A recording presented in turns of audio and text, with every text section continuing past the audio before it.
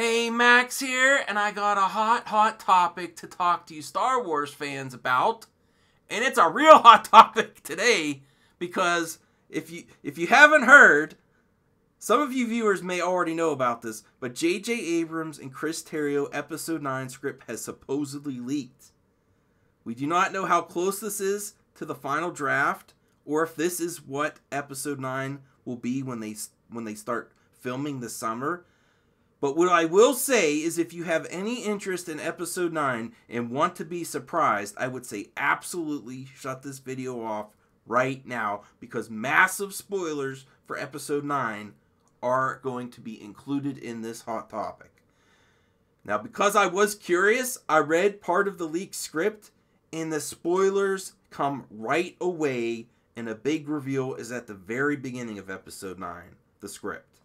So, I'm actually really mad at myself for my curiosity. I thought I could get away with reading just a little bit, just to see where JJ was going with it in Cris Terrio. And I will provide a link in the description if you want to check it out for yourselves. But this also makes me very furious at Lucasfilm. They are so disorganized to let it leak, even before filming starts. What a mess.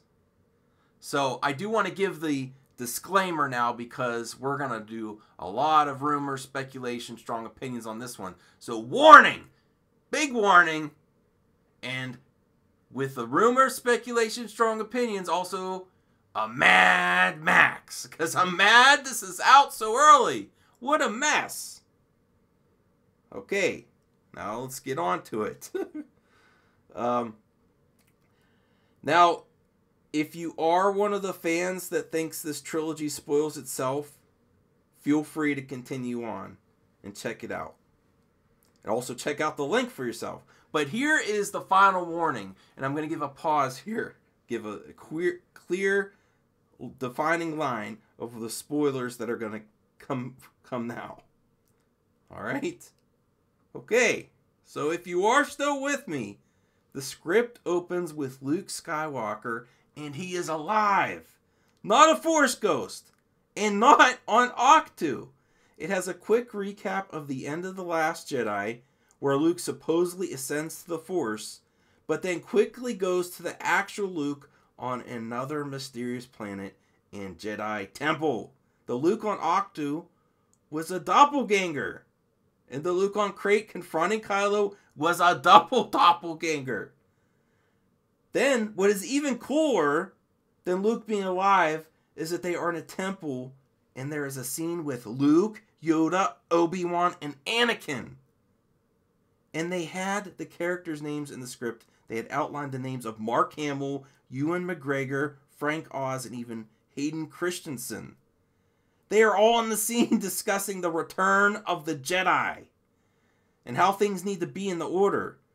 Also, Luke is speaking to Yoda about Rey and how she failed their test on Octu. The map, the disgruntled doppelganger of Luke, was a test inspired by Luke's training with Yoda on Dagobah. And Rey failed the council. Now they're discussing how they do not want to repeat past mistakes. How she is not the ray of light that the Force needs. And how easily she was pulled to the dark. A mistake that the Jedi Order, does not want to duplicate after Anakin. And this is where I stopped. Because I already had enough spoiled. And I'm actually surprisingly excited for where Episode 9 could be going. I do not know if this is final, or if this will actually make it to the film. But it also kind of makes sense. There's another reason I stopped reading. But if you want to go ahead and check out the link. I always thought it was weird that Luke's robotic hand did not hit the ground. And if he truly ascended, it would have. And that's why I think it could be legit. It just makes sense. It's like a hint in The Last Jedi. Just like the missing footprints on the double doppelganger of Luke on Crate. And I also have some questions about it, too, for you. And I'd like to hear your theories on this recent development. Does this mean when a Jedi uses a doppelganger, the more you duplicate it, the less effective each copy is? Because that would also make sense, as the Luke on Ahch-To was more believable than the Luke on Crate. When Kylo touched him with his lightsaber, it became staticky. And also the illusion on Crate didn't last long. It's hard to maintain, so they both vanished. Do you think the script leak is legit? I kind of do, because of the Luke on Ahch-To just vanishing with his mechanical hand. That's why I think it.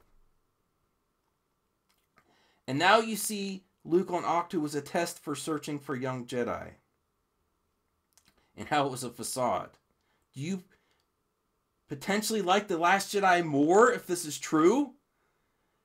Luke was testing Rey, and he projected a doppelganger that was similar to Yoda on Dagobah. And that makes sense to me. It also makes me think that the scene they cut with Luke crying, that's on the Blu-ray of Last Jedi, maybe because a doppelganger shouldn't be able to shed a tear. Maybe they realized that later on, and like it doesn't fit.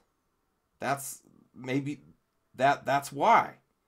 The one big plot hole I see, though, and I would like your opinions on this one too, is if he was a doppelganger on Ahch-To, why was Luke's X-Wing in the water?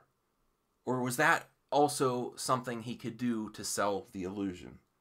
Now, I am still boycotting Solo, but if this is a real script that leaked and this happens in the film, it might actually pull me back into the trilogy. I don't know, even if it does, though, it does sound cool. I just don't have any confidence in J.J., Kathleen Kennedy, or Lucasfilm right now. So I cannot wait to read your comments on this. I'm very interested to see what you think. It's an interesting development. And if you are interested in reading the whole thing for yourself, I would say check it out quick, fast, because if it is real and legit, Disney is going to have it removed fast. So check it out now.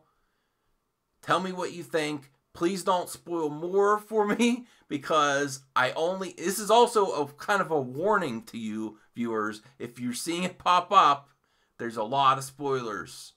So I think we got spoiled enough here.